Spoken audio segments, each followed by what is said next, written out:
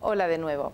Ahora vamos a ver el tema de banca ética. Ya hemos estado trabajando un poquito los conceptos anteriores de cómo la banca convencional puede ir integrando criterios de gestión de los riesgos sociales y ambientales, y ahora vamos a ver una iniciativa que es justamente la banca ética, donde las entidades nacen directamente con esta búsqueda de rentabilidad social y ambiental en su propio ADN, además de esa rentabilidad financiera que también está asociada a, por supuesto, al propio negocio bancario, aunque puede ser un criterio secundario y suele ser así en este tipo de entidades.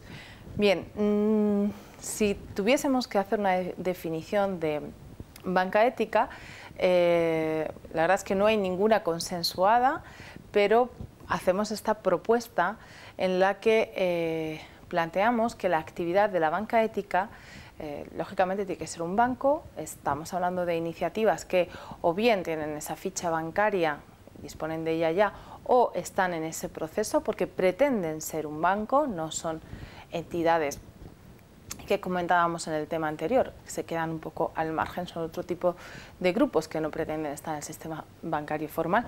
En este caso sí, la banca ética quiere estar en el sistema bancario formal, pero basa su actividad en el principio de transparencia y democracia. Esto es lo que nutre todas las actividades que se realizan dentro de este tipo de banca. Además, tienen en cuenta criterios de carácter social y medioambiental al seleccionar sus inversiones o, por ejemplo, al hacer el análisis del crédito que se concede. Aquí los criterios pueden variar. Hay bancos éticos que quizá priorizan más criterios sociales y otros que están enfocados hacia lo medioambiental, la sostenibilidad ambiental, y pueden estar, de hecho, su foco, su misión, su visión la definen justamente en ese área, en el de la sostenibilidad. Es perfectamente válido que cada entidad bancaria elija aquel foco que desee, siempre y cuando se vaya más allá de la rentabilidad económica, claro.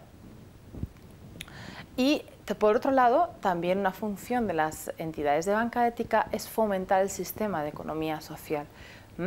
De hecho, muchas de estas entidades están constituidas como cooperativas de crédito, de ahorro y préstamo, que son entidades que, bueno, pretenden estar también dentro de este mundo de la economía social y fomentar también al resto de entidades que se mueven bajo estos principios.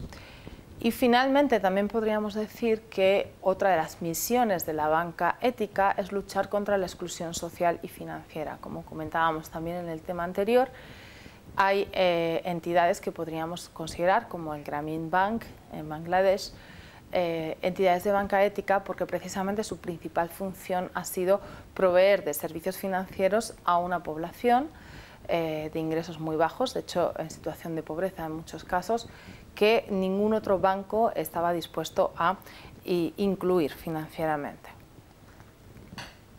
Ahora pasaremos a ver algunos ejemplos y quizá pues, más de nuestro entorno, algunos ejemplos que se desarrollan tanto en España como en Europa. El ejemplo de FIARE y banca ética pues, es un ejemplo precisamente de cooperativa que os comentaba. De hecho, Banca Ética Popular es una entidad italiana que se constituyó como una cooperativa de ahorro y crédito en la que participaron tanto personas a título individual como gran parte del tejido asociativo italiano, y se fundó pues en los años 90. Ya tiene un recorrido importante. En España hubo un proyecto, bueno, hay un proyecto, el proyecto FIARE, en el cual también las entidades sociales se movilizaron porque precisamente querían crear un proyecto de banca ética, que en realidad se encontraron muchos parecidos con mucha similitud con el de Banca Ética Popolare, y al final se ha constituido en la parte española de la cooperativa, una cooperativa europea que está formada por una parte italiana y una parte española, que es FIARE, que aquí funcionan como FIARE. Uno de los aspectos que os comentaba que distinguen a la banca ética es la transparencia, pues si visitamos la web de FIARE podemos ver, por ejemplo, explicación de los proyectos, a quién están concediendo crédito. Como os decía, es algo fundamental que se visibilice ese impacto social y medioambiental que tienen los proyectos. Toda la financiación que se concede por parte de esta entidad, todo ese crédito pasa unos determinados criterios sociales y ambientales. Tienen que pasar ese filtro que es más importante, de hecho se pasa primero previamente al filtro económico, para que luego también pues haya una sostenibilidad financiera en estos proyectos y que puedan devolver el crédito que se le ha prestado. Pero previamente a eso se analiza su viabilidad social y es lo más importante. Podéis consultar algunos ejemplos. Y también podéis, os pongo el ejemplo de Triodos Bank. Es una entidad que tuvo sus inicios en Holanda, pero que ya está extendida en varios países del entorno europeo, entre ellos España. Y aquí también fue la entidad pionera que empezó también trabajando en banca ética como banco, y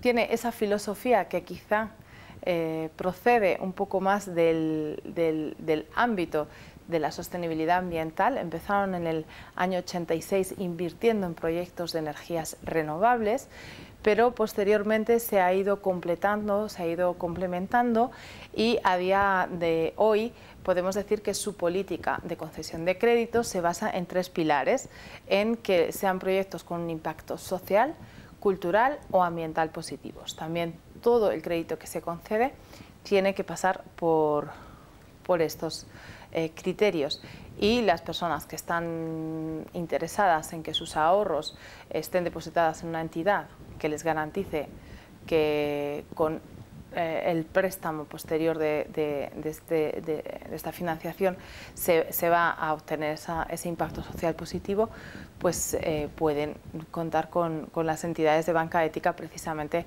para depositar allí su dinero. Y finalmente os quería comentar, quizá como una entidad un poquito atípica dentro del sector, el caso de JAC. JAC es una cooperativa también de ahorro y préstamo, que es sueca. Estuvo muchos años funcionando sin ficha bancaria hasta que dieron ese paso.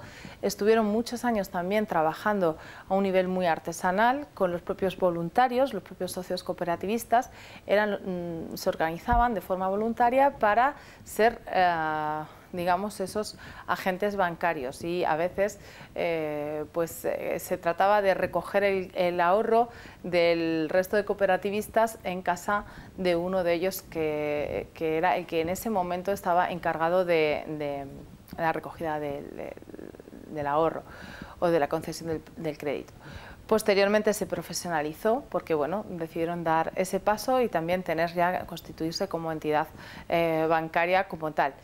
Y lo que más les caracteriza es que ellos decidieron ser una banca sin intereses precisamente porque no consideraban ético, no lo consideran, es uno de sus principios, que haya un